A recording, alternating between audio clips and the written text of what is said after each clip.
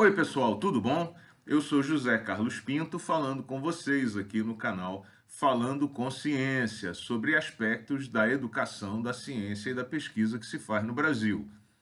O dia de hoje, dia 3 de agosto de 2020, é um dia muito interessante para o desenvolvimento da tecnologia no Brasil, porque ele sugere algumas reflexões importantes sobre o relacionamento entre leis, normas e desenvolvimento científico e tecnológico. É porque no dia de hoje entra em vigor a resolução número 807 de 2020, aprovada em 16 de janeiro de 2020 da Agência Nacional de Petróleo, ANP, impondo às distribuidoras de combustível o oferecimento de gasolina de melhor qualidade, que queime com mais eficiência, gere energia com mais eficiência e, como consequência, reduza os impactos ambientais associados ao transporte por automóveis. Esse é um excelente exemplo de como as leis e a estrutura normativa podem ajudar o desenvolvimento científico e tecnológico em vários setores.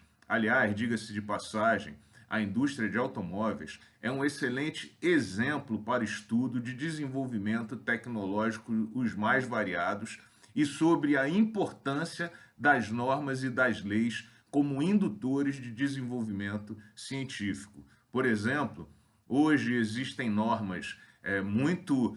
duras a respeito da produção de poluentes derivados de enxofre e nitrogênio, de maneira que foram impostos níveis muito baixos desses contaminantes nos combustíveis líquidos queimados pelos automóveis. Há muitas normas também bastante exigentes a respeito da segurança do transporte e dos passageiros, que estranhamente vem sendo combatida no Brasil por um bando de três locados com o discurso da liberdade individual.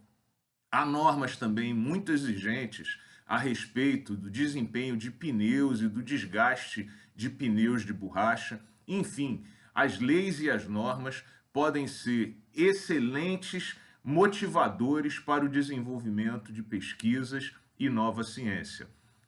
Em verdade, a área automotiva vem passando por um período de grandes transformações, também devido à publicação de novas normas e leis em todo o mundo. Por exemplo, na Europa, vários países estão impondo cronogramas para uma transição para a produção de automóveis que sejam movidos por baterias elétricas ao invés de combustíveis de queima. A Inglaterra impôs o ano de 2035 como limite para a comercialização de carros baseados em motores a explosão. Algumas grandes cidades do mundo, como Paris, Madrid, Cidade do México, Atenas, estabeleceram o ano de 2025 como limite para que sejam utilizados veículos baseados na queima de óleo diesel. Portanto, a gente vê que existem mudanças bastante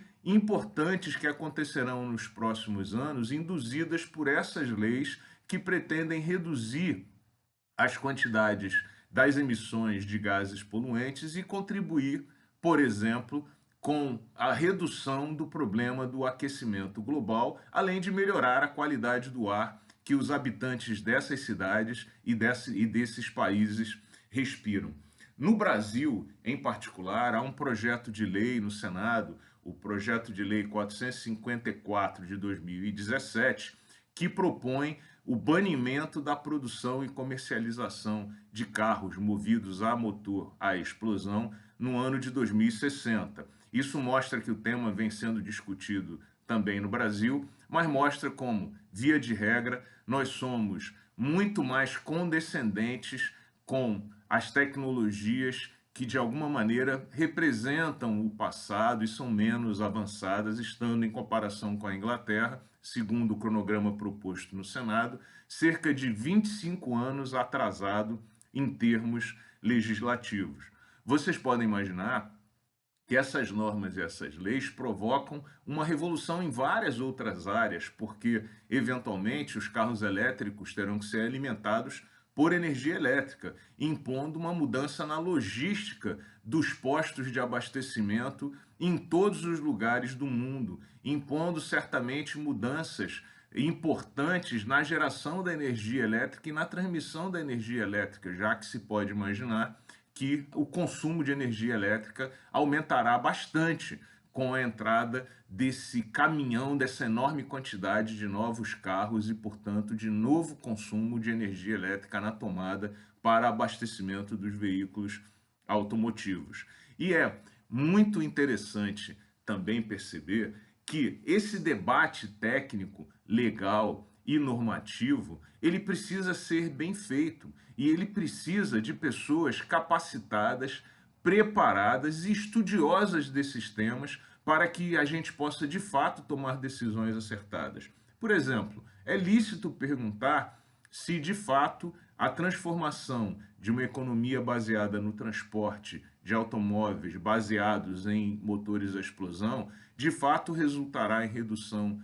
das emissões, porque na maior parte do mundo a energia elétrica ainda é produzida por queima de combustíveis e, portanto, a gente poderia imaginar que a redução da queima no automóvel pode significar o aumento da queima na empresa, na indústria, na usina geradora de energia elétrica. E como alguns países do mundo ainda queimam carvão, a eventual mudança para o carro elétrico, ao invés de reduzir as emissões, poderia contribuir com o aumento das emissões. E, portanto, esse debate não pode ficar simplesmente à mercê dos lobbies e dos interessados nos diferentes negócios, requerendo debate científico e tecnológico muito sério e muito profundo. E esse é um espaço que tem que ser ocupado por técnicos, pesquisadores e cientistas de maneira geral. E, portanto, também é correto a gente imaginar que os pesquisadores, cientistas deveriam ter representantes comprometidos com essas causas nas diversas câmaras legislativas de todo o mundo. E é por isso que a mobilização de todos os profissionais que atuam nesse setor é muito importante para, de alguma maneira, poder trazer, convidar esses parlamentares para a importância desses debates técnicos muito bem feitos. Pense nisso também da próxima vez que você for votar,